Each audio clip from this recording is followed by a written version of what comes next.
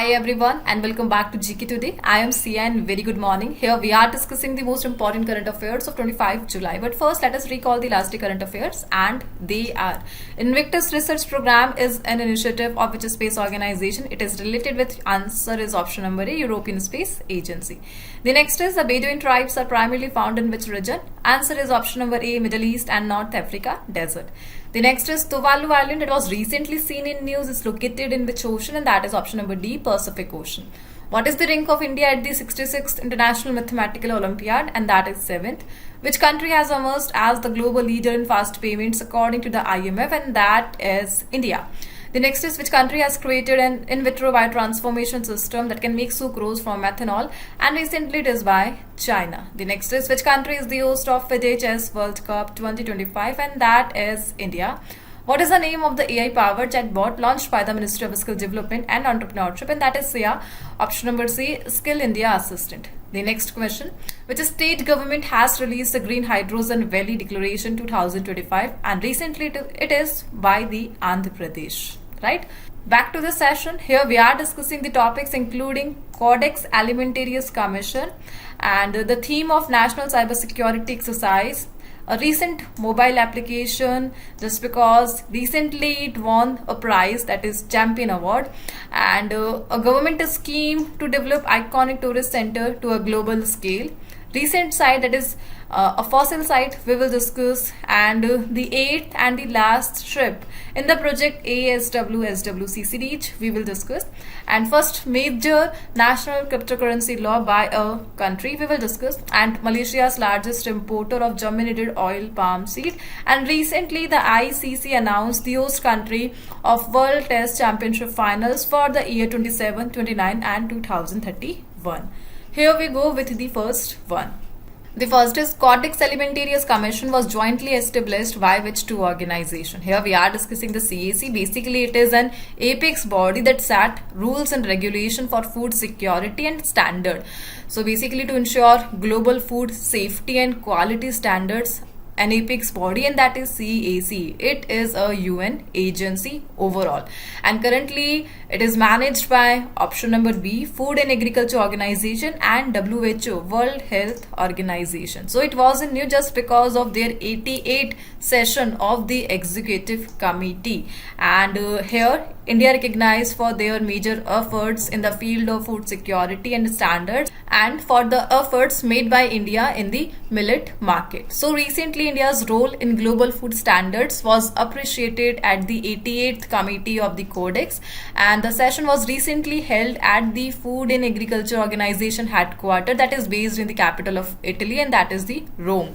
And basically the committee reviewed India's led work on millets group standards and praised the efforts. Overall, the Codex Alimentarius Commission, it is the global body for setting international food standards, and it was established by the FAO and WHO. The main goal of the Codex basically is to protect consumer health and ensure fair practices in international food trade. Overall, at present, the total members of the Codex Alimentarius Commission, and that is 189 members, including one organization. So there are 188 countries and one organization, and that is European Union. And the establishment year of the Codex Alimentarius Commission, that is 1963, and basically it is UN agency. And India joined it in 1964.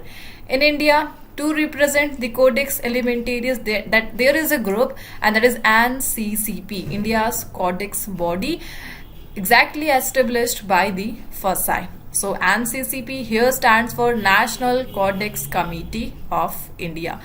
Overall, just because of recent efforts made by India in the food market, the Codex Committee recognized the efforts of India, and that's why it was in news. And also just because of their 88th session of the Executive Committee. Hope this question is clear. Overall, the recent meeting, it was hosted at Rome in Italy. Moving on, here we are discussing some other committees that was in current affairs, and they are: who has become the first woman and first African president of the International Olympic Committee, and that is Christy Coventry. Where was the National Conference of Estimates Committee inaugurated recently, and that location is Mumbai. Where was the 137 meeting of the Offshore Security Coordination Committee held, and that is New Delhi. What is the name of the revised scheme approved by the Cabinet Committee on Economic Affairs for coal allocation to power sector, and that scheme is Shakti scheme. Which state government has formed a committee headed by former Supreme Court Justice Kurian Joseph in April 2025 to review center-state relation, and that is Tamil Nadu. What is the name of the committee that approved relocation of cheetahs from Kuno National Park to Gandhi Sagar Wildlife Sanctuary, and that is Cheetah Project Steering Committee. Which country is the host of 8th meeting of Joint Committee on Asia and India Trade in Goods Agreement ATIGA, and that is India. Moving on, here we are discussing a mobile application that recently recognized by a champion award. So which mobile application won the World Summit on the Information Society Prize 2025 Champion Award for Rural Digital Governance, and that is option number B, Meri Panchayat. The Meri Panchayat mobile app recently won this prestigious award, and the category of the award, and that is cultural diversity and identity. That is the category of the award that recently won by the Meri Panchayat mobile application. Basically, this app, it was developed by the Ministry of Panchayati Raj in a cooperation with NIC. Here NIC, it stands for National Informatics Center. Overall, the application development, it is under the Ministry of Electronics and Information Technology. Basically, the app provides real-time access to Panchayat budgets, payments, development plans, and detail of elected representative. Here we are discussing a group, and that is World Summit on the Information Society, WSIS. Basically, their first summit was held in 2003 in Geneva, and which organization primarily organized the WSIS forum, and it is by International Telecommunication Union. So ITU recognized the award for mobile application. The WSIS meeting, it was hosted by the ITU, International Telecommunication Union. Overall, here we are discussing a major agenda, and that is Tunis agenda. So basically, Tunis agenda, it is related with the WSIS conference, and that was held in the year 2003-2005, and basically it is to bridge the digital divide gap, and that is Tunis agenda. Overall, the last thing, ITU, because organizer is ITU, and that's why we are discussing the ITU. It is a UN agency. Currently, its headquarters is located in Geneva, Switzerland, and some 193 countries are its member. Moving on, here we are discussing some major app that was in current affairs, and they are: which state has received the highest number of grievances on the centralized public grievance redress and monitoring system portal in July 2025, and that is Uttar Pradesh. eCubear portal is the core banking solution of which institution? That is Reserve Bank of India. What is the name of the recently launched portal that provides open access to national and state level data on student performance? And that is Parakh Rashtriya Sarvekshan Dissemination Portal.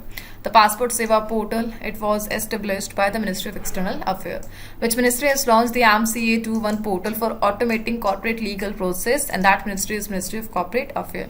Scores portal, it is by SEBI. Which organization has developed an online portal, Bharat Poll, to enhance international police cooperation? That is by CBI. Moving on, the next one. Here we are discussing the World Test Championship and the host country for the next edition. So which country is the host of World Test Championship finals for 2027, 2029 and 2031? And that country is option number D, England. So England will host the World Test Championship final event. It is in the year 27, 29 and 31, recently decided by the International Cricket Council. And this was confirmed at the recent ICC annual conference that was held in Singapore in 2025. Overall, this decision rewards the England and Wales Cricket Board for its success in hosting the 2021 and 2023 WTC final and the recent 2025 WTC final. And that's why ICC decided the next host country for the 27, 29, 31 championship, and that is also England for the final match. Overall, here we are discussing the International Cricket Council. Currently, their headquarters it is located at Dubai in UAE. Dubai basically it is one of the Emirat of UAE, and the founding year of ICC it is 1909. And please note, initially it was named as Imperial Cricket Conference. The ICC, the former name of ICC, that is Imperial Cricket Conference. Moving on, the next is, what is the theme of National Cybersecurity Exercise Bharat NCX 2025 launched in July 2025? So a major exercise on cybersecurity, that is Bharat NCX 2025, and recently the theme is option number A, enhancing the operational preparedness of Indian cyberspace.